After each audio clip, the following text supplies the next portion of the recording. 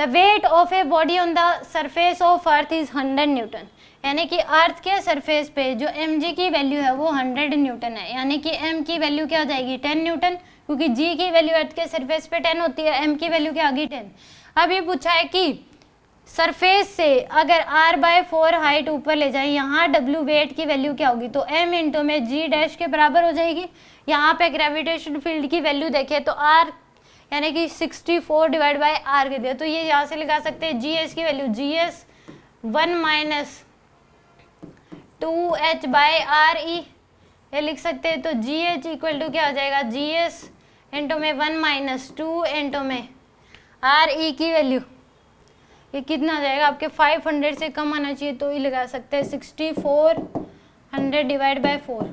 तो 1600 आ रहा है, ये नहीं लगाएंगे लगा सकते भाई, ये तभी लगा सकते हैं जब h की वैल्यू 500 से कम हो।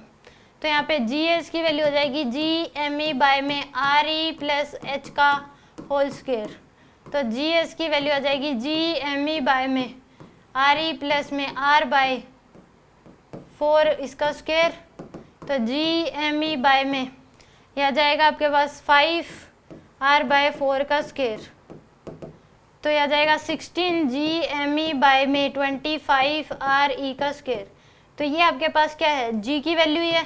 तो 16 बाय में 25 इंटू में इसकी वैल्यू है 10, तो इंटू में 10 कर दो, तो ये आ गई जी डैश की वैल्यू आ गई आपके पास। ये क्या आ गया आपके पास जी डैश की वैल्यू, तो आ जाएगा आपके पास यानी कि 32/5 के बराबर जी डैश की वैल्यू। तो वेट क्या आ जाएगा एच हाइट ऊपर, m की वैल्यू है 10, जी डैश की वैल्यू कितनी है 32/5,